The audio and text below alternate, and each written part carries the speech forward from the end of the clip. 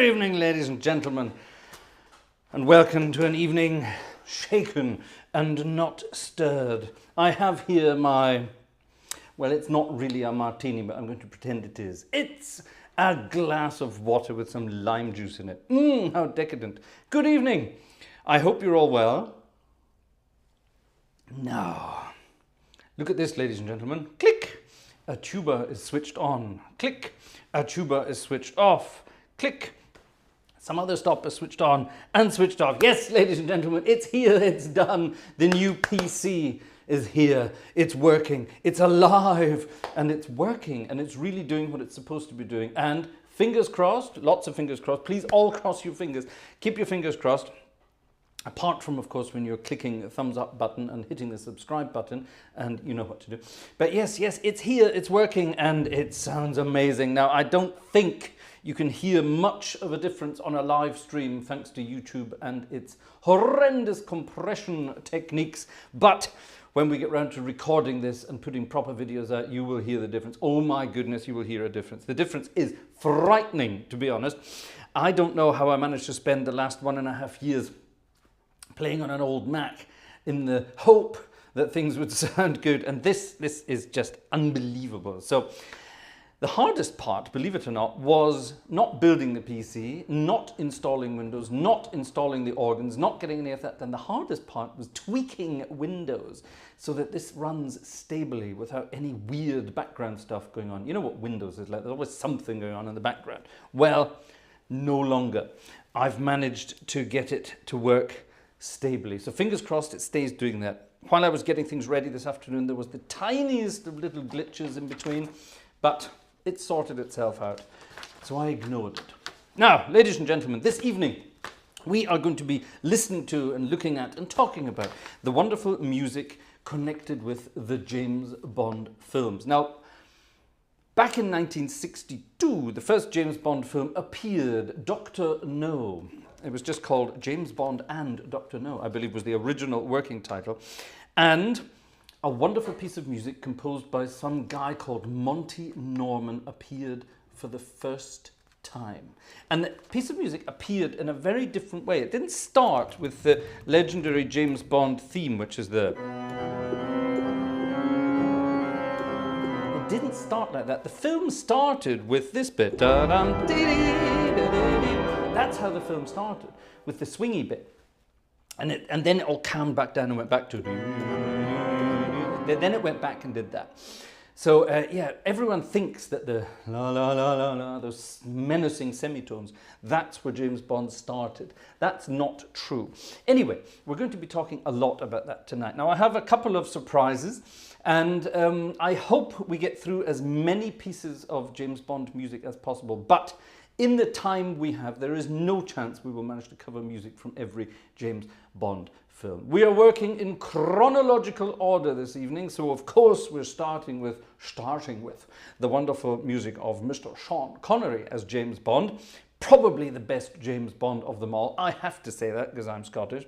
Did you know the character upon whom James Bond himself was based was also Scottish? So James Bond was, from the very beginning, supposed to be a Scottish spy. I bet you didn't know that. The James Bond books were, of course, written by Ian Fleming, who himself had a rather interesting past, let's put it like that. And yeah, enough talk, let's get on with the music. Now, we have a very weird setup here this evening. I am sitting up here alone in the organ room. Mrs. Gartshore is still downstairs tending to something else. But as you can see, she's live in the chat and she's doing the streaming live from another device. This is amazing. I love the world of technology, as did James Bond. Second of the James Bond films was, of course, From Russia with Love in 1963. They're churning them out one a year back in those days. And From Russia with Love was one of the first James Bond films. In fact, it was the first James Bond film to start featuring gadgets in all the films before. In Dr. No, James Bond was just a basic spy, and he didn't have much to play with. But in From Russia with Love, he started to get his little toys to play with. The music is an absolutely wonderful piece of music, From Russia with Love. I'm going to play two pieces of music, actually, from From Russia with Love. I'm going to play the theme tune, which was, of course, sung by... Come on, tell us in the chat who sung the From Russia with Love song. Extra points if you get that right. And then the second piece of music I'm going to play, I'll tell you about that in a minute.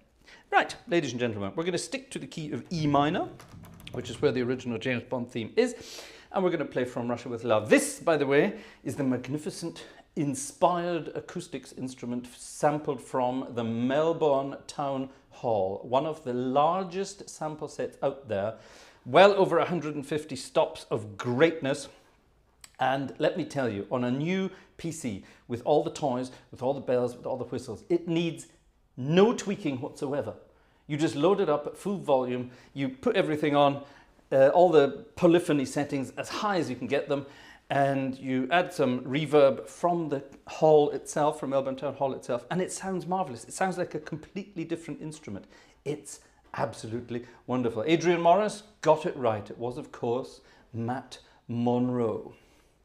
Not Monroe, Monroe, like Marilyn. From Russia with Love then.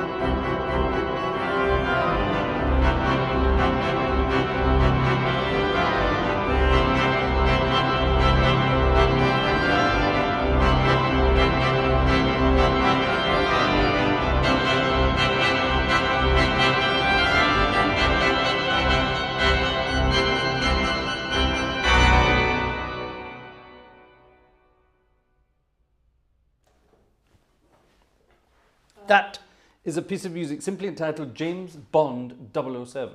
And that was going to be, believe it or not, the James Bond theme. What was the plan? Again, Monty Norman doing his thing.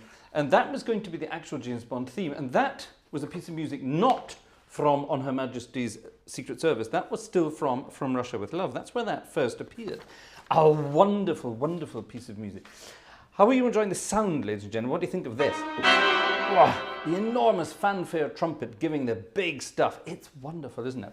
Absolutely lovely. Well, ladies and gentlemen, 1964 saw perhaps the best James Bond film of them all. Sean Connery with his first real, evil, but strangely lovable villain, Auric Goldfinger. Remember him? Who played Goldfinger? Of course, it was the wonderful German comedy actor, actually, Gert Frobe. Gert Frobe was absolutely magnificent. He played the English part, and when it was dubbed into German, he dubbed his own voice back into German. Absolutely wonderful guy. Gert Frobe, of course, one of my favourite actors of all time, because he was in Those Magnificent Men and Their Flying Machines, which we had the other night, and he was in Monte Carlo or Bust as well. As the wonderful Horst Müller, the wonderful Austrian racing driver. I think he was in, or was he a German racing driver? No, Argentinian racing driver he was. Yes, a big joke there, an inside joke there. Now, believe it or not, finding the music to Goldfinger was nigh on impossible for copyright reasons. But a lot of digging got me this. And this, believe it or not, is a 4-part choir arrangement of the Goldfinger song, sung, of course, by Shirley Bassey. The first time Burley Chassey or Shirley Bassey appeared on the James Bond circuit. Shirley Bassey, of course, being a wonderful Welsh singer. Is Jez M here tonight? Of course he is. Is Jez M here tonight? Vanessa's joined us in the room, by the way. Hello. Oh, I don't think Vanessa's feeling very well tonight. Are you feeling okay? Yeah. Oh? She's busy tipping and tapping away in the background.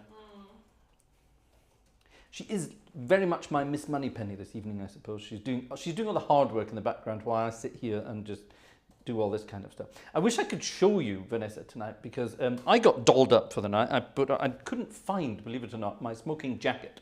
I was going to put on my full suit. I couldn't find the jacket, so I think I've probably thrown it away. And I have, believe it or not, a white dinner jacket as well, but I can't find that either. So all of my James Bond tackle would appear to have disappeared. So I dug out the fancy dress trousers, which I still have, and they strangely still fit. I put on the old black bow tie, and I even found my shiny patent shoes, which I used to wear when I was conducting one of my groups. We wore Evening Tales, one of the groups I used to conduct. And we all wore evening tails. It was incredibly fun, and we loved dressing up. So yes, got all of these things for that purpose. Right then, anyway, enough chat. Yes, sorry, I was talking about Mrs. G, wasn't I? I wanted to show you Vanessa tonight because she's wearing a little black dress. She's turned into a real Bond girl this evening. Who can remember the most bizarre Bond girl names? I wouldn't put too many of them in the chat tonight because they will probably be... Yeah, we've got our spam person here again. We've got our strange spammer again. So I wouldn't put any James Bond girl names in there because they'll probably get spammed as well.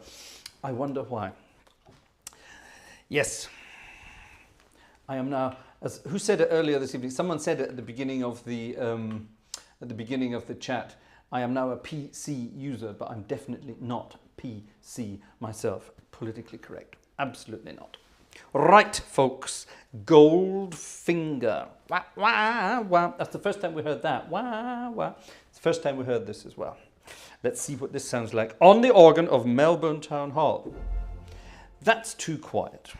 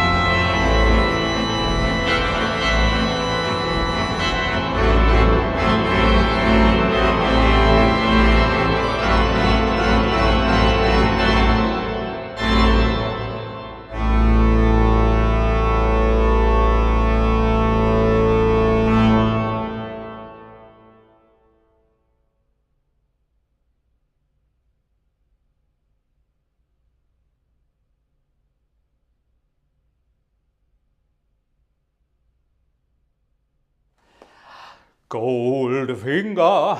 Wah, wah, wah. La, da, da, da, dum. That's my favourite bit. The melody in itself is absolutely wonderful, isn't it? Isn't that wonderful? Let's do that again. Just think about the harmonies there for a moment. Let's do some analysis work, shall we? Let's make this educational while we're on it. F major, D flat, with a sharpened 13th. My goodness. And then there's this fancy diddle-diddle. There's that fancy thing, diddle-diddle-diddle. And that's all it does, but it sounds different when the orchestra does it. And that thing. Again, that's a D flat chord, but with a sort of an augmented thing going on there to give a sort of effect. Isn't that wonderful? And then, I just love it. It's wonderful. Let's do that again.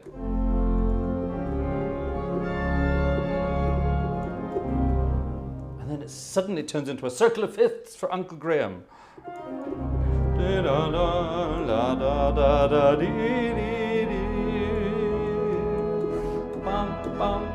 then it turns into James Bond. And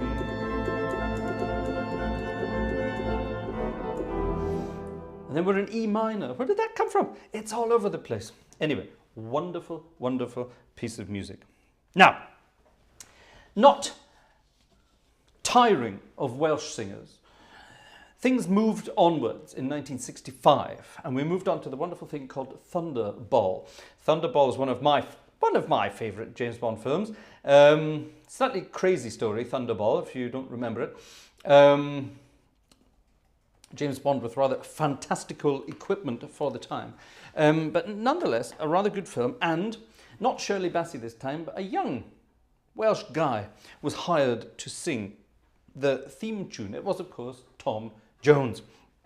And the theme to Thunderball, again, kept this sort of James Bondy theme stuff going. Crazy harmony movements here. So if you listen very carefully, you can hear some of the harmonies you just heard in Goldfinger, but you can also hear some of the harmonies you just heard in From Russia with Love as well. Sort of a very clever use of harmonies. Not Neapolitan sixth, but Russian sixth. What's the difference between a Neapolitan sixth and a Russian sixth? I hear you ask. The way it is anticipated is the difference. Anyway, here then is the theme tune to Thunderball as sung by Tom Jones. Apparently there's something wrong with the overhead camera this evening. It doesn't look good, apparently. So we may change that in a minute. Or what do you think? Does the overhead camera look all right? We may change it. Here then is the magnificent piece of music known as Thunderball.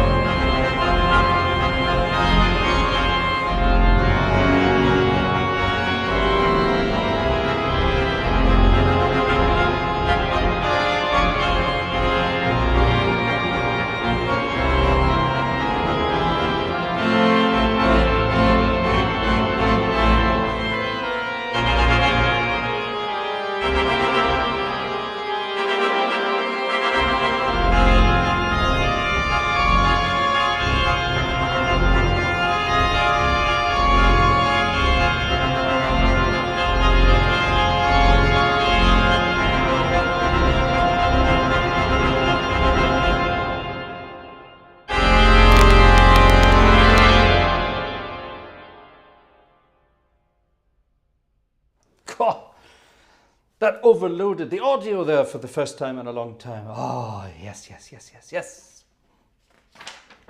Apparently, singing James Bond themes keeps you alive for a very long time. Having said that, the next one, the next one is a piece of music sung by Nancy Sinatra, who is sadly no longer with us.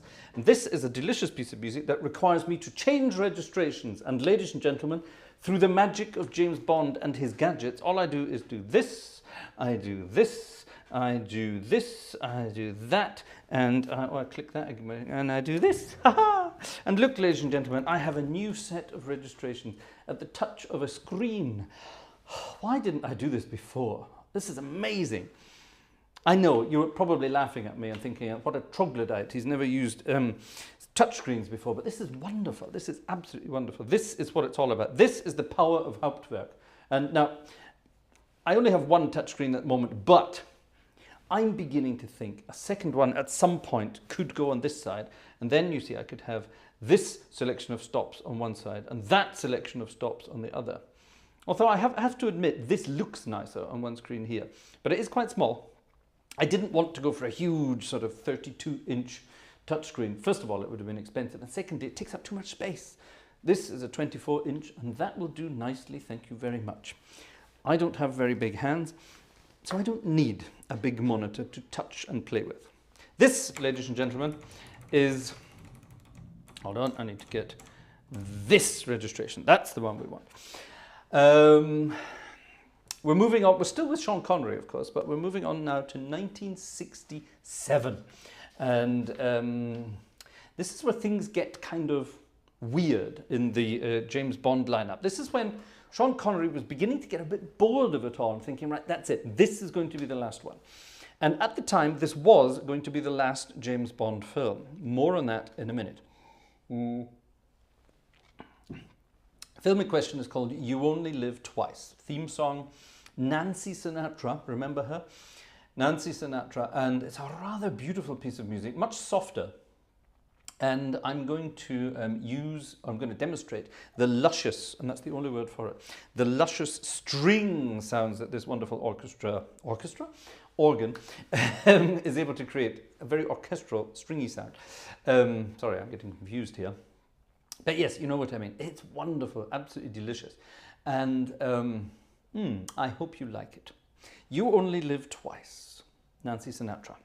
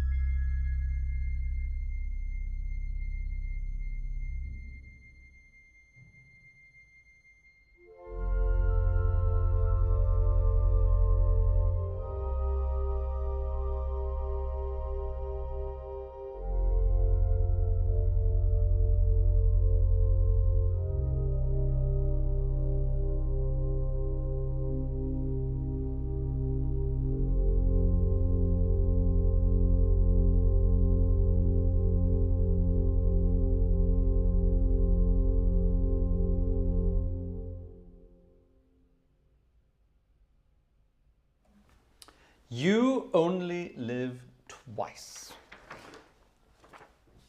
Was that Sean Connery's last film? Was it or wasn't it? It was for the moment. It was for the moment. Ah, back to my luxury goodies here. I love this. This is so exciting. Sorry. A question from the chair. Was hattest du gerade für ein registration? Ja, nee, was für ein Sample Set hattest. Oh, the sample set we're using, this is the Melbourne Town Hall sample set. A wonderful instrument in Melbourne Town Hall, and it has things like glockenspiels. It has glockenspiels, it has bells. It has all sorts of funny things. Yeah, it's a wonderful piece of kit. Inspired Acoustics are the ones who make this one. It's ludicrously expensive, but it's here. It's here. And all thanks to you. So, ladies and gentlemen, thank you very much for joining us this evening. Thank you for tuning in, and thank you for helping us out. Vanessa is reminding me in the background I should always mention that we are very grateful to you for your generous donations towards the channel. Don't forget, this is not a hobby. This is my or our full-time job these days, and you know, in order to live from it, we are becoming reliant on some help sometimes. So thank you very much indeed for all your donations. They are very gratefully received, and in one way or another get pumped back into the channel. There's a link there for PayPal. I think, Vanessa, if you look at the Notizen, Gedöns. Der Klang hat sich gebessert. Natürlich hat der Klang sich gebessert. Guck mal, das zweite, da steht Support, bla bla bla. Du sollst was Deutsches dazu schreiben. In dem Satz da. Das soll ich auch noch machen. Ja, das sollst du auch noch machen. Hey dot, hey dot, hey dot, ha. Okay. Yes. She's being a Westerwälder in the background. Yeah, here. Was ich alles machen soll, What you have to do in the background. Well, sorry, my dear. Sorry, my dear. You decided to help. No, it's wonderful. Isn't it wonderful to have Miss Moneypenny in the background doing her wonderful thing? So thank you very much. She's wonderful. Yes, so thank you very much indeed for your help, for your generous donations, and yeah, it's you know, it's been so worthwhile over the past while. At the beginning of May, we had our festival week, and during the festival week, we were raising funds to basically help pay for this wonderful new PC system, and that worked perfectly. And without great extra expense, we managed to get the PC as we wanted, and everything worked out perfectly. So it's yours. It's not just mine, it's yours, it's ours. It belongs to the Gartshore gang. So thank you very much indeed. And there will be many more of these things added to the channel in the future. We're planning to add a lot of sample sets, a lot of goodies. We're planning to get back out and about into the world again, to get some real organs sampled and seen for the channel. When I say sampled, I don't mean sampled for Hauptwerk. Well, maybe I don't, but maybe I do. Who knows? Ganz schnell auf Deutsch. Wir danken euch für euer Support. Was kann man eigentlich sagen auf Deutsch, Vanessa? Support ist nicht das richtige Wort, oder? Ich mache mal was Kreatives. Du machst was Kreatives? Ich mache jetzt heute was Kreatives, was ich dir gesagt habe, aber das machst du ja nie. Vanessa wird... Ach, was ist das denn für eine Sprache heute? Ja, das hör mal, hey. ist Westerwälder Platt, hey. Das ist Westerwälder Platt, hey. So. Ist so. Ist so. Lass mir was einfallen. Was ist mit dir los heute? Normalerweise redet Vanessa sehr perfektes Hochdeutsch. Ja, und heute ist das richtig Westerwälder Mädchen. Ich weiß nicht, wo das hergekommen ist. Echt schön. Was ist das Wort, was ich suche? Nicht Support, sondern? Unterstützung. Unterstützung, das ist ein wunderschönes Wort. Dankeschön. Oder die können ein Ticket kaufen. Ah, ihr könnt ein Ticket kaufen, sagt Vanessa gerade. Ihr könnt ein Ticket kaufen. Ja, stimmt, wir machen so ein Konzert. Stellt euch vor, ihr geht in ein Konzert freitagsabends. Stimmt, man muss eigentlich eine Karte dafür kaufen, oder? Das stimmt, du hast recht. Man muss natürlich nicht. Wir freuen uns, wenn ihr eine Karte kauft. Ihr müsst natürlich nicht. Wir freuen uns aber trotzdem. Danke, danke, danke. Ihr seid wunderbar. Sorry, that's a good idea. I was just telling everyone in German what we were talking about there, the support thing. And Vanessa said in the background, well, imagine everyone else went to a concert on a Friday night. They'd have to buy a ticket, wouldn't they? And I suppose she's right in a way, so yes. But I'm not going to force people to buy tickets. I prefer to call it support. It sounds much more generous. And a ticket sounds like sort of an obligation, doesn't it? But you get the idea. You get the idea. Now, back to where we were. Can I take my tie off, please? I'm burning in here. Was? Darf ich meine Fliege ausziehen? Weiß ich nicht. Muss mal die Leute mit Ladies and gentlemen, may I untie my tie? Well, put it like this. When I bought this shirt, I was slightly thinner. And this collar is doing my nut. And this thing here, it's strangling me. I feel like James Bond tied to a table by his neck. So do you mind if I open it? Do you mind if I open my tie? Tell me in the chat quickly. Am I allowed to? Jez says yes. Does that mean you do mind? What does that mean, Jez? Does that mean you do mind? Remove the tie. Thank you, Joe. I'm going to do it. Right. Yes, ladies and gentlemen, I'm one of the few people in the world who still knows how to tie a bow tie. And I think it's amazing that people these days don't even know how to tie. Oh, God. Air. Air. I can breathe. The air that I breathe. We'll do an Eagles night. How about that? Sometimes all I feel is the air that I breathe. Thank you very much. Mm. Oh, my God, that's better. Auf Kölsch? Was soll ich denn auf Kölsch sagen? Du kannst nicht mal richtig. Kölsch kann ich nicht richtig. Ja, das will ich mal. Wer wollte das denn? Der Marek. Marek wollte Kölsch. Marek wollte Kölsch. Vergiss es. Anyway, right, back to James Bond night. Sorry, now I'm alive again. I'm alive. Good heavens, sweating already. Now, like I said, there was a break in the James Bond franchise, and someone else took over. Someone else took over and decided that James Bond should be or could be an entertaining person rather than some sort of bizarre spy. And a spoof version, the very first spoof James Bond appeared. Many years later, of course, it was Austin Powers, wasn't it? But yes, in 1967, they came up with a wonderful idea, and they actually took the very first James Bond book by Ian Fleming and turned it into a film. Well, tried to turn it into a film. They turned it into a very psychedelic, bizarre thing. And it was, of course, Casino Royale, the original version, with the original James Bond being played by none other than David Niven, driving round, as he should, in a Bentley. James Bond drove Bentleys in the books, not Aston Martins, and certainly not BMWs, but definitely drove around in a Bentley, and a wonderful old Bentley. David Niven was the old James Bond, and he was spoofed by many other people pretending to be James Bond. Peter Sellers pretended to be James Bond. Woody Allen pretended to be James Bond. And who else? Who else was in that wonderful film, Casino Royale? Now, I've got, finding the music is also impossible for this kind of thing. The music was written by Burt Bacharach, and we love Burt Bacharach. And the original theme from Casino Royale not only featured Burt Bacharach and his band and his orchestra, but it featured the amazing American trumpeter from Los Angeles, Herb Alpert. Herb Alpert, who took a break from his Tijuana brass and decided to head into the world of James Bond music. And he played the trumpet for the theme tune to Casino Royale, which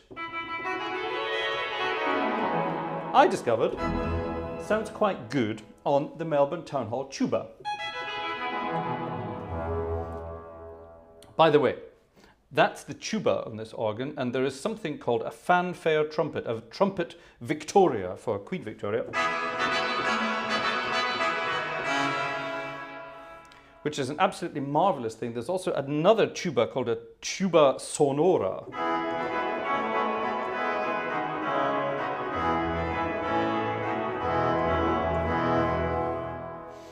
So you can have two tubas together.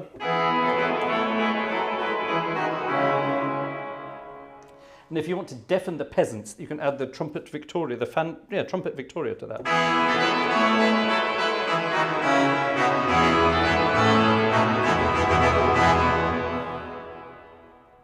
And if that's not enough, you can have sub-trumpets, a sub-tuba, and then you can have the same at 4 foot as well. So 4, 16, 8 and 4.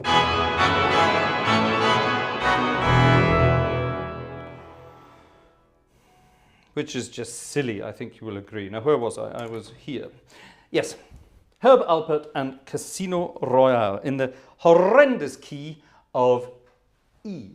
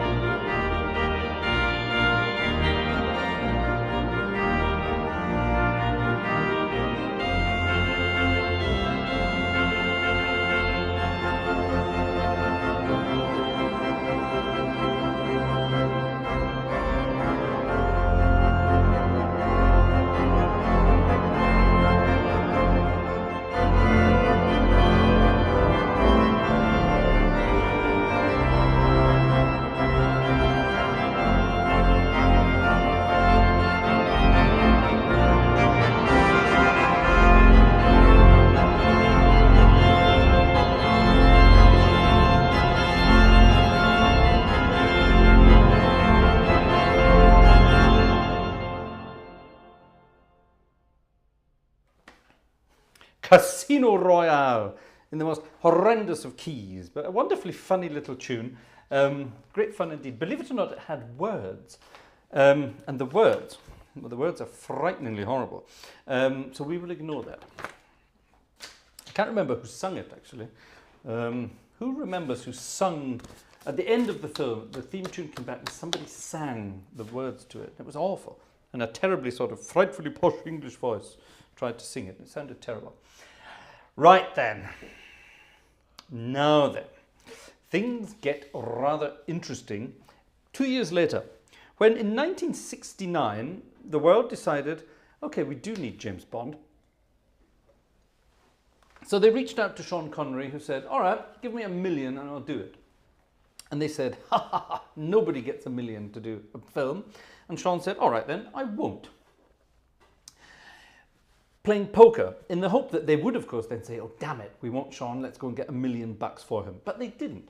The Albert R. Broccoli team, what a wonderful name, the Broccoli team got together and decided that they didn't need Sean Connery, they would get someone else. And they thought, if Sean's going to be silly about it, then we will kill off the James Bond franchise altogether. We will choose an actor so disgracefully unknown and so bad that nobody will watch the film and nobody will want another one. So they searched around and they found an Australian actor who was doing cigarette commercials. His name was George Lazenby. And they spoke to George and said, would you like to be James Bond? They didn't tell him it was going to be a one-off, which was a bit cheeky of them. But he said yes. He obviously thought he was going to be the next Sean Connery. And the film On Her Majesty's Secret Service appeared. Actually, a very good James Bond film after all. And Another appearance of a new Aston Martin model. This time it was the then new DBS, which was a wonderful, wonderful thing, and new shaped Aston Martin with the old straight six 4-litre engine. How do I know these things? I almost bought an Aston Martin DBS a very long time ago. Someone was selling it for next to nothing. It didn't work. It was a rusty old lump. And I kind of wished I had purchased it, because then it would have been worth probably about 90,000 now. But never mind. We don't think about these things at the time. Right. On Her Majesty's Secret Service, one of the best James Bond theme tunes ever, with a great sort of snarly, wonderful sounding, a great start, wonderful. I don't know how they did it. It's a wonderful effect, wonderful stuff. Here then, on Her Majesty's Secret Service. And we're going to follow that up with a wonderful tune from the film as well.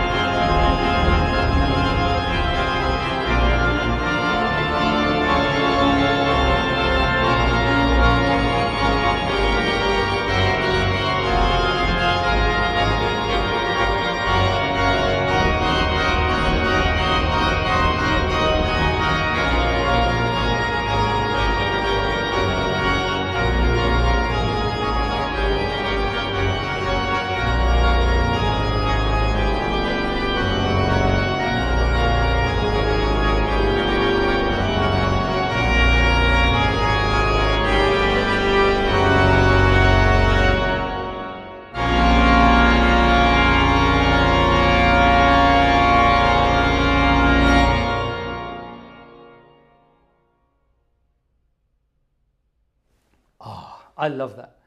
When you've got an organ, a big one like this with 32 foot and even a 64 foot, believe it or not, you can't hear it, but I can hear the first few notes of the bottom octave of the 64 foot stop now that I have a new PC showing this up. It's wonderful. Listen to this.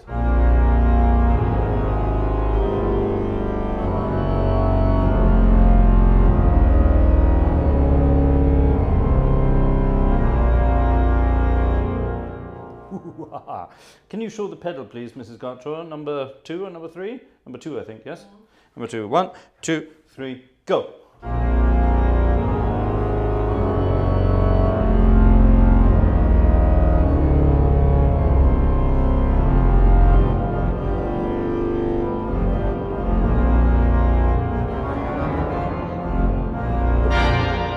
Thank you. Ha! And of course, for that music, if you know the original theme, it's got some grumbly, wonderful bass thing going on there. Something really exciting and snarly.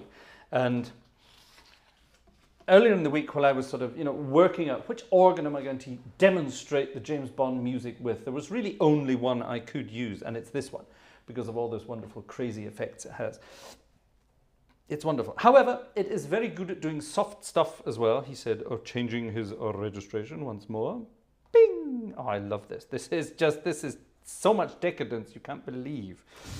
I love it. Where am I going? I want to go here. I like the Glockenspiel. I think that's really cute. I don't want it for this though. Great little piece of music. How are we doing for time? Oh, we're doing all right for time. Oh, here we go. We've got one of these idiots again. Right, sticking with the film on Her Majesty's Secret Service, we're going to join Mr. Louis Armstrong and sing the song that came at the end of the film, We Have All the Time in the World. Sadly, in Louis Armstrong's case, not true, because he died a couple of weeks after recording. Which was, of course, very sad indeed. But it's a beautiful, beautiful, beautiful, beautiful melody. It's absolutely delicious. And when you've got a lovely, delicious organ like this, you can, of course, you can do some rather clever things with it. So I'm not going to play it exactly as it's written. I'm going to improvise around on it. For the musicologists amongst you, it's in the key of A major, which is horrendous. Früher am Abend habe ich ein bisschen zur Harmonie von Goldfinger erzählt und das habe ich natürlich nur auf Englisch gemacht, nicht auf Deutsch. Und hier kann ich das Gleiche gleich auf Deutsch machen, weil die Harmonien in diesem Stück sind auch unglaublich interessant. Anyway, A-Dur, we have all the time in the world. Julian, it is not a Wurlitzer, no, it's very much a classical organ. It's a concert organ, it's a town hall organ.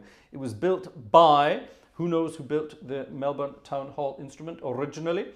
It's an old English organ builder, and he or they built this amazing instrument back in Victorian days, hence the Victoria trumpet.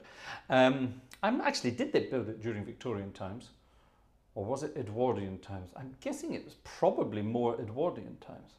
Someone out there will know. Anyway. We have all the time in the world.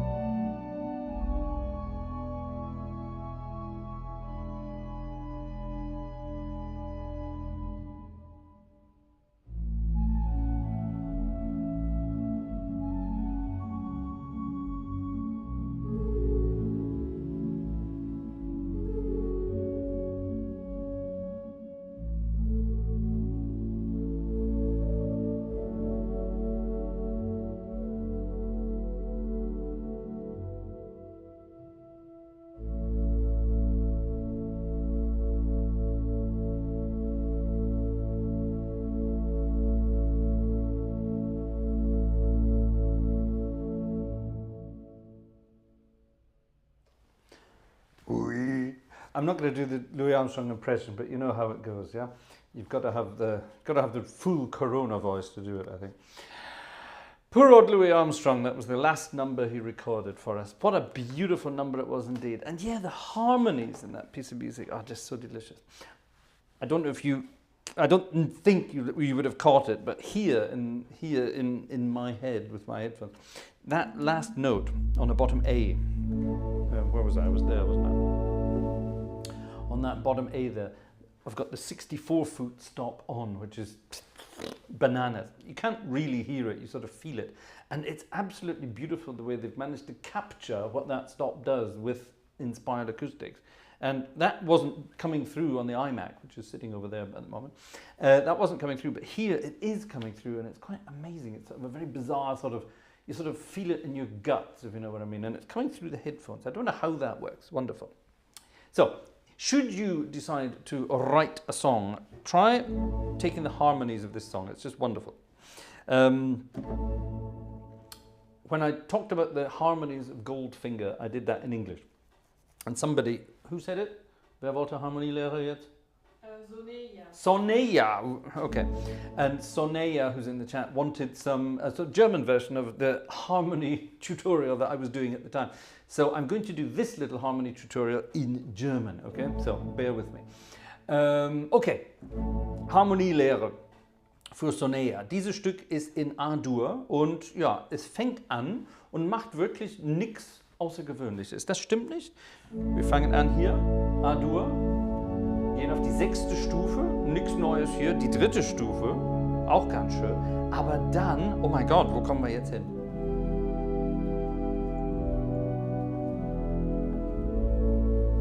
Ja, wir gehen von der 3. Stufe irgendwie auf eine Moll-Variante des Dominants. Gut, Und da kommen wir irgendwie durch den Quintenzirkel zurück zu A-Dur. Das wiederholt sich. Und dann in der Mitte mit einem schönen Semiton, eine Halbtonbewegung. Aha, wechseln wir die Tonart. Aber wir bleiben nicht da. Also wir gehen von A-Dur, landen in C-Dur, gehen einen Ton runter, nutzen das, um uns zu F-Dur zu bringen. Wir bleiben aber nicht lange da. Wir gehen sofort zurück zu B-Dur. Das bringt uns dieses Mal zu As-Dur. Und dann wandeln wir irgendwo, denken, okay, das ist schön, wo geht es jetzt hin? Es könnte dahin gehen, macht es aber nicht. Wir gehen direkt von As-Dur zurück zu dem Dominant direkt von A-Dur und dann sind wir wieder. Wow, incredibly clever stuff. Yeah, I was just talking about the harmonies of that piece and the way it sort of wanders from one key center, which starts out as sort of A major, and then sort of disappears in the middle to, well, we don't know where. We don't know where it's going. It's sort of meandering about. We have all the time in the world to try out some different keys as well. It's wonderful. It's so clever, so easy, but so clever. Incredible stuff. Incredible stuff. So, after the rather bizarre success of On Her Majesty's Secret Service, Sean Connery came grovelling back and said, all right, I'll do another one.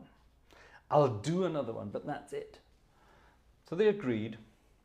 They dug Shirley Bassey back out from whatever cave she was hiding in at the time and got her to sing a wonderful piece of music. Again, composed by John Barry, as most of the James Bond music was for a long time.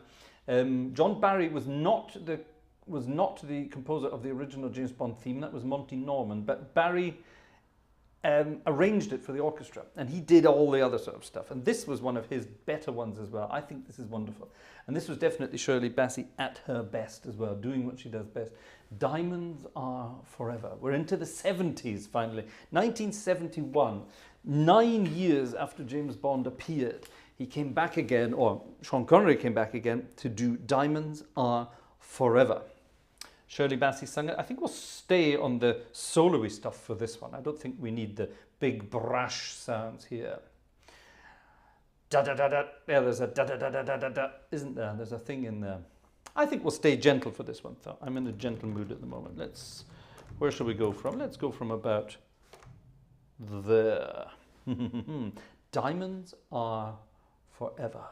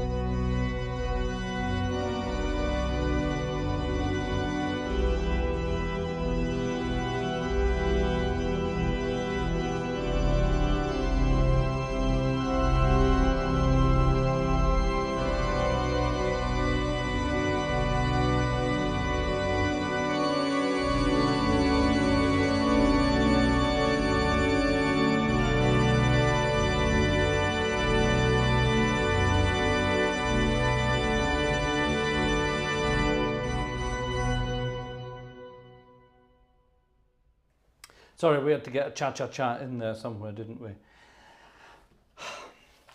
That's a much easier piece of music on the ears. Doesn't do very much harmonically. Now, what came next is rather bizarre. I think I need a little psychological break, and while I do that, I will press my little buttons here and show off all the wonderful new techniques and exciting things I have. Ah, isn't that wonderful? So, James Bond had a psychological break in the early 70s.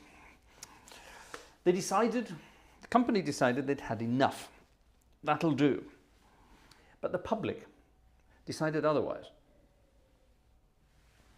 Mrs. Gartshore, may I have a tasty beverage, please? And the public decided they wanted James Bond back.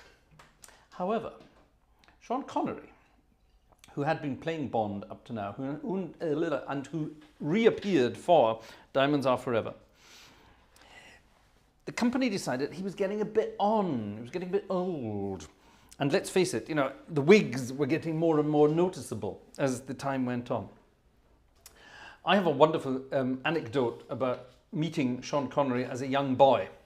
I think I've mentioned this before. I can't remember if I mentioned this when my mum was watching before, but when we used to go on holidays sort of around Scotland, and it turned out, we didn't realise this when we were kids, but it turned out a lot of our holidays were based on where golf tournaments were taking place. And my mum and dad would drag us around golf courses to watch a bunch of professional golfers hitting balls around courses. Very exciting stuff. But some of the highlights were when we had sort of pro-celebrity golf. Does that still happen on television? I don't know. But in those days, pro-celebrity golf was great. So you had all the big-name golfers, Lee Trevino and Jack Nicklaus and all that lot. And that's showing how old we are. And but they also had some great celebrities there. And I remember, I think it was it Troon? My mum will tell us if that was correct. We visited Troon in the southwest of Scotland. And all sorts of people were playing there. And I, as a young boy, I had an autograph book, and I used to go around collecting people's autographs. And I was dead excited on this day, and I think my mum was very excited on this day as well, because Sean Connery appeared to be part of the pro-celebrity golf. And of course, everyone was going mad. And we sort of joined the crowd at the side of the driving range where they were all sort of warming up and getting ready to go. And I remember my mum saying, "Where's Sean? Where's Sean? Where's Sean?" And I, with my dulcet tones, with my very gentle, soft voice, I screamed at the top of my voice, "He's the baldy one over there," or "the guy with the bald head over there." And I said it so loudly, he heard me. He heard me, and stern words were had. Yes. So we kind of got to meet Sean Connery, which was great fun. I think on the same time, I can't remember, there were all sorts of people there. Who else was there? Maybe my mum will tell us who else was there that night. I can't remember, or that day, but it was definitely good fun. And that's the first time I met Sean Connery. And then years later, when I was at university in Edinburgh, I was approached to play the organ for some event at the university. And the chap who would normally be playing was the university organist, who was Dr. John Kitchen. And John should really have been playing, but for some reason, John couldn't be bothered. I think it was a student union affair. And he rather cheekily said, "Well, I'm sure Fraser would want to do that sort of thing." And of course I said yes. So I went over to the McEwan Hall, which has a huge 4-manual concert organ, a sort of a smaller version of this. And I was in at the organ, playing around, setting the organ up, playing around for whatever was going to happen that evening. And I'd been told, it's not going to be a formal evening, so play whatever you want, play some jazzy stuff. And if you want, just for fun, play some James Bond music. So I thought, fine, I will play some James Bond music. So I was sitting at the organ practicing dum dum dum dum dum dum dum dum dum dum dum dum dum, all that sort of stuff, having a whale of a time. And the doors to the McEwan Hall opened, and into the McEwan Hall, the organ was on the right side of the stage, and there was a door over there, but on the other side of the stage there was a door where you would come in. And these doors flung open, and one of the principals of the university sort of marched on in with his nose in the air and things, and behind him was the then rector of the university, who was Sean Connery. And unbeknownst to me, they were listening to me playing the organ the whole time. And when I launched into the James Bond theme, the principal said, "Right, that's it, we have to go and see what's going on here." And Wanda did. And I was playing James Bond on the organ, and Sean Connery walked in. So can you imagine how I felt? And he came over and sort of introduced himself, and I felt very small and sheepish. And he sat down on the organ bench beside me and said, "Show me how you do that again." And I played the James Bond theme for him, and I taught him to do the dum da da dum dum dum dum dum dum da da dum dum dum dum dum dum, because it's only 3 notes. And I taught him to do that, those 3 notes. It was great fun. And then at the evening ceremony, he appeared as a surprise guest. And of course, I had to play that as he came in. And he didn't come in and go on stage. He came in and sat down beside me in the organ again and went dum da da dum da, and played it once, and then went on stage. The audience went wild, as you can imagine. So yes, I didn't tell him about the baldy head guy incident I had 12 years earlier. I decided not to do that. Anyway, there you are. Those are my Sean Connery experiences. I thought he was a wonderful guy, very good fun. A lot of people said he was very difficult, but I can't agree with that. We had a lot of fun. Our 20 minutes together at the organ, we had a great fun together. So there you are. Now, that, however, was the end of Sean Connery. They decided he was getting too old and passed it. So they got someone else in. And for some bizarre reason, they chose Roger Moore. Roger Moore, who of course was in The Persuaders and was, you know, well, he was in other things as well, but, you know, he sort of had a very different style. And Roger Moore was, you know, very much into eyebrows, that kind of thing. And the whole James Bond thing became rather farcical, I think is the way to do it. But Roger's first outing was a wonderful, wonderful film in 1973. 1973 was a wonderful year. I have to say that because it's the year I was born. So 1973 was a wonderful year, and it was a wonderful, wonderful James Bond film. Roger Moore's first. It was called Live and Let Die, and the music was done by none other than Paul McCartney and Wings, his post-Beatles band. A wonderful piece of music, and I don't know how it's going to sound in the organ, so let's find out. By the way, I hope you are still enjoying yourselves this evening. I hope you are enjoying your, I don't know, are we buying tickets this evening, Vanessa? Are people buying tickets? Oh, people are buying tickets, apparently. Thank you very much indeed. So your support is very welcome. Thank you very much indeed, ladies and gentlemen. Yes. So get your tickets then for Live and Let Die. Let's see what we can do with this one.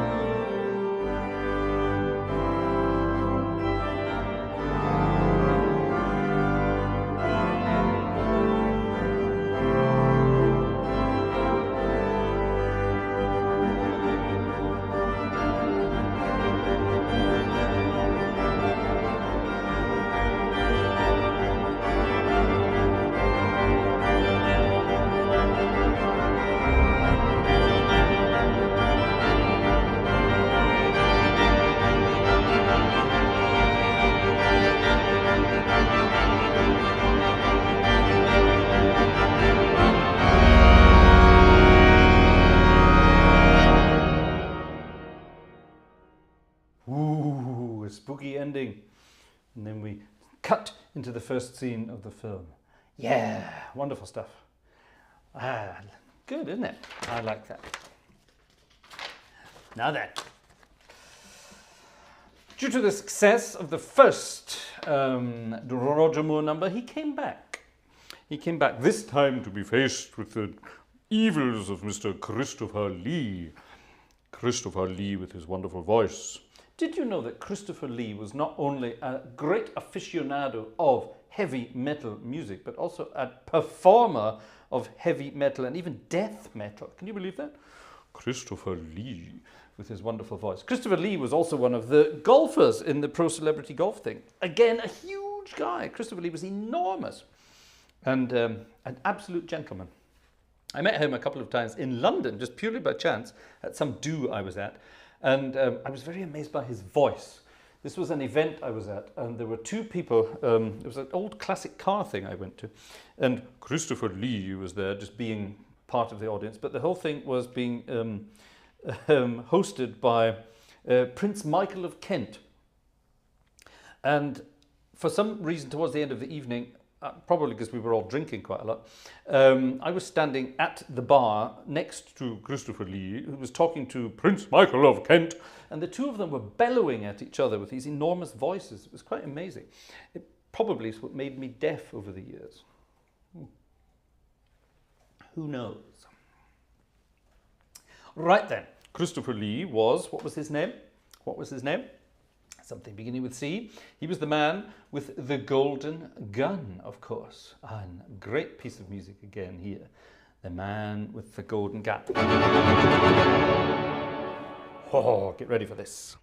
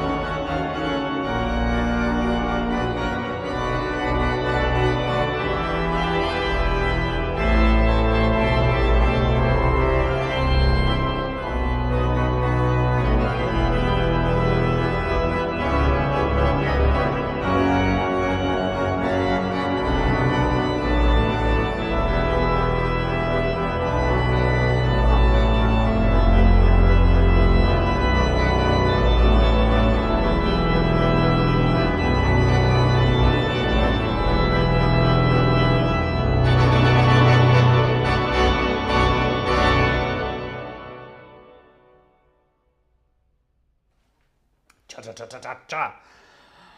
Ah, the man with the golden gun. Wir lieben dich alle für deine Dings-Imitation. Christopher Lee. Christopher Lee. Unser Mario sagt, du machst es so toll nach. Christopher Lee, yes, Christopher Lee is one of those voices that's quite easy to do. You just speak as far back as you can speak in your throat, and as loudly and as wide out there as possible as well. Christopher Lee, yes, Christopher. Alan Rickman machen. No, Alan Rickman is difficult. I used to be able to do Alan Rickman a long time ago.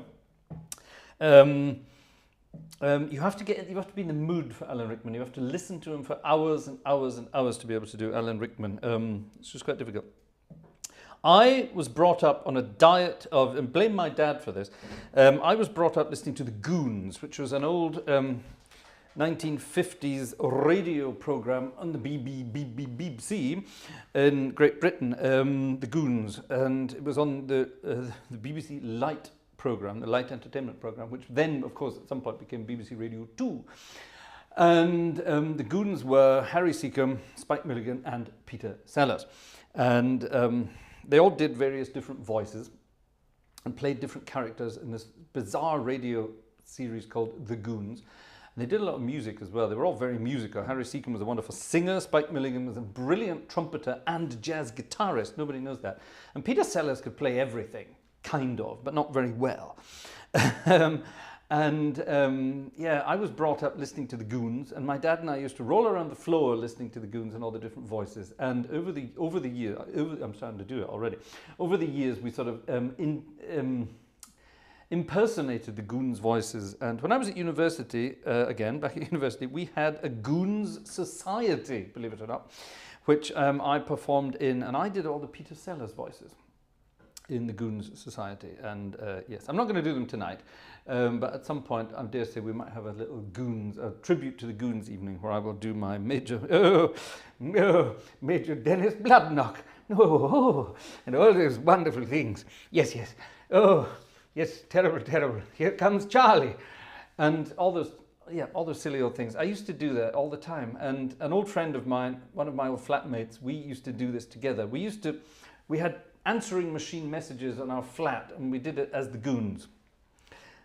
And I would pick up the phone and go, oh, no, please, no, you cannot, we're not in. Come back later when we're back. And all that sort of silly things. And this is over 30 years ago now, people, so I can't really remember these things. But yes, it's falling in the butter, says Jazz M. Yes, that was one of Spike Milligan's little Jim. None of you know if you don't know what the Goons are, you're probably thinking I'm mad at the moment. You have no idea what I'm doing there. As one of my part of my university degree was music technology, which I thought was hilarious back in the 90s. Nothing like it is today. We did recording techniques. And one of our submissions had to be sort of a multi-track recording. So I thought, what would be easier than just recording a Goons show and doing all the voices myself? And that was one of my submissions. And my lecturer, who was a complete turd, didn't know who the Goons were and didn't give me a very good mark for it. I thought it was incredibly good. But then again, I thought everything was very good in those days. Anyway, enough. Oh, enough. It's time for your perversion. Oh. Anyway, Nobody Does It Better. Well, in 1977, I'm missing out a couple, by the way. We're not doing all of them tonight. It's 10 to 12, or I think this will be part 1 of James Bond. Let's do Nobody Does It Better. And I played this recently, and my mum got the composer right, and I was very naughty, and I said, how on earth did she know that without cheating? But she did, she knew this. Nobody Does It Better, sung by Carly Simon, composed by Marvin Hamlish, believe it or not. I didn't know that at the time. It's a beautiful song, Nobody Does It Better, from the film The Spy Who Loved Me. Great stuff. 1977. 1977. I started school in 1977. Let's get the old registrations changed here. Doot. Oh, look at this. This is so exciting. You have no idea how excited that makes me feel. Just been able to do that. Great. Here we go then. Nobody Does It Better from The Spy Who Loved Me, with those beautiful, beautiful, beautiful harmonies at the beginning, all those diminished chords. Here we go.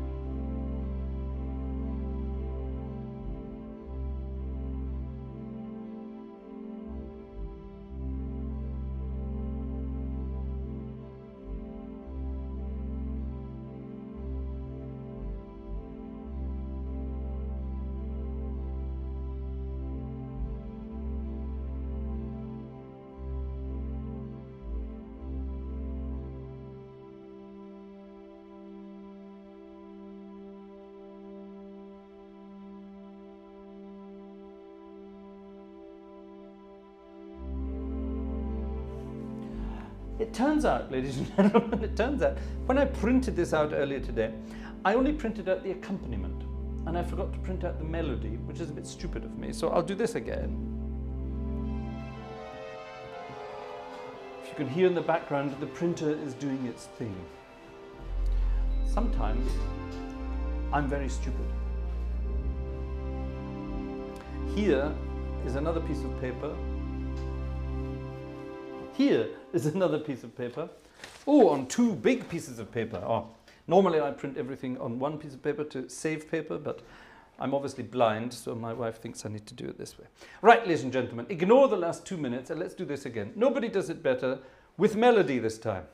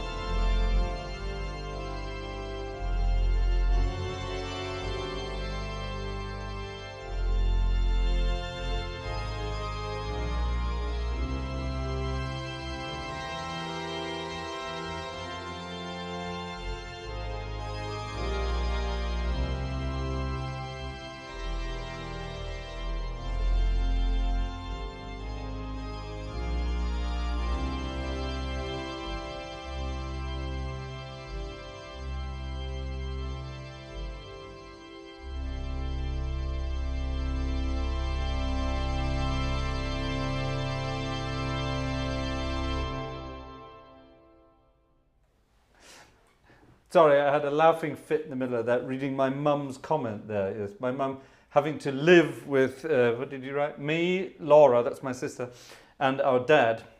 I like the fact she said our dad and not her husband. Anyway, and our dad reciting the goons, Monty Python, those magnificent men, Monte Carlo, a bust, and many, many more. I'm a-gonna win, I'm a-gonna win, yes. I'm a-gonna win like a Malcolm Campbell. Yes, if you don't know that film, then you have no idea what I'm talking about. Ladies and gentlemen, it's getting on towards midnight. Getting on towards midnight. Are we going to do any more? We have to do some more, but I think what we'll do... I think we can save this for another time, don't you think? Look how many more we've got. 1, 2, 3. We've got at least 10 more. We're going to stop at some point very soon. We can't go on, ladies and gentlemen. Well, we could, but we're not going to. So let me put all this music back in a different part of the... Oh, God, I'm doing voices again, aren't I? Sorry about that. I think this is good. I think we're going to have to do a vlog evening where I just do silly voices all night. That could be fun, couldn't it? Tell you what, let's do... What's that? Why is that not the right way around? That should be the right way around. Let's finish off with my favourite again. I want to play it again because it's so good. And then we'll finish off, of course, with the James Bond... Where's the James Bond theme gone? Ah, it's over here. There it is. Let's finish as we started. It's getting up towards midnight. If you haven't been here earlier this evening, then you haven't heard this yet, and you must... Oh, hold on. Stop, stop, stop, stop, stop, stop, stop, stop, stop, stop. Ping, pong, click.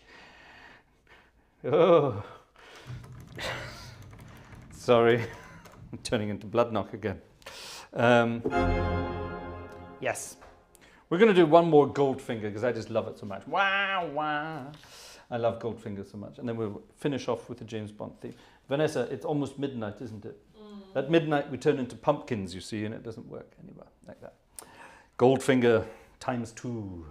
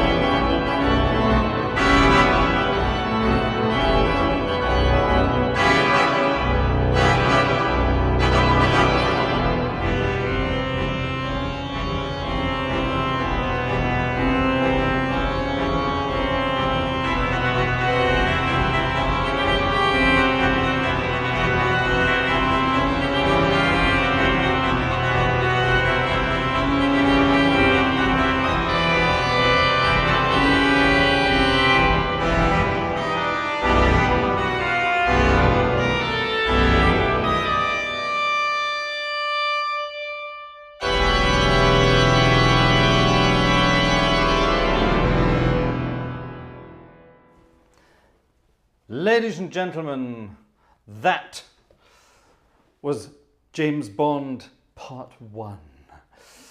Part 1. My goodness, there's going to be a lot more of that coming up very soon. Yes, yes, yes, yes, yes, yes, yes. Alex Michael, all right, I want to hear Boogie Boogie on the Glockenspiel. Do you? What a strange request.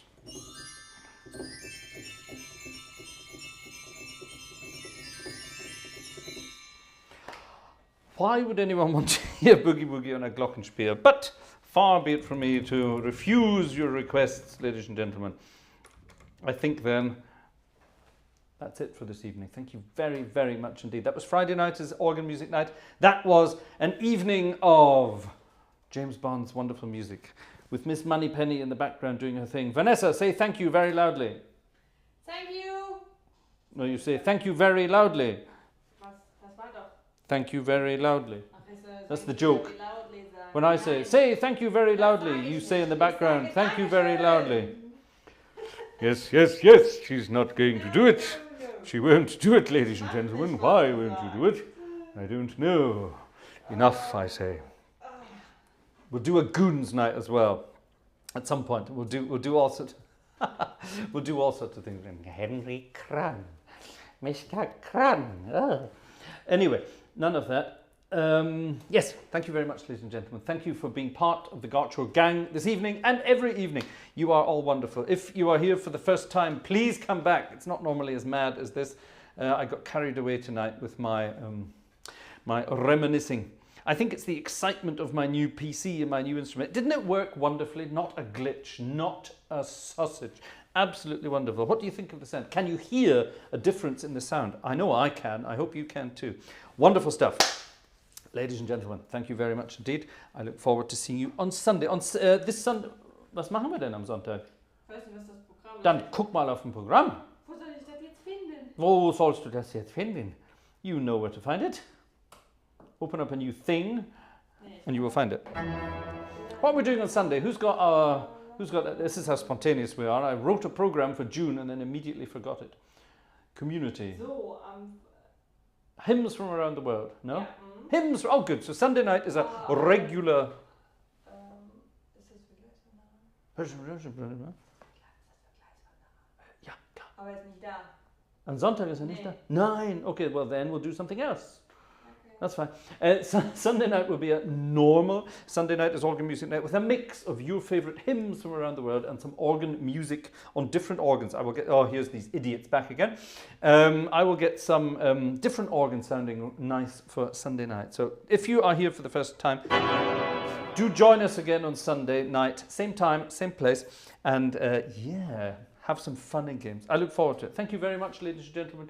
We will see you on Sunday. I look forward to it. Good night, bye-bye, and we love you all. Bye-bye.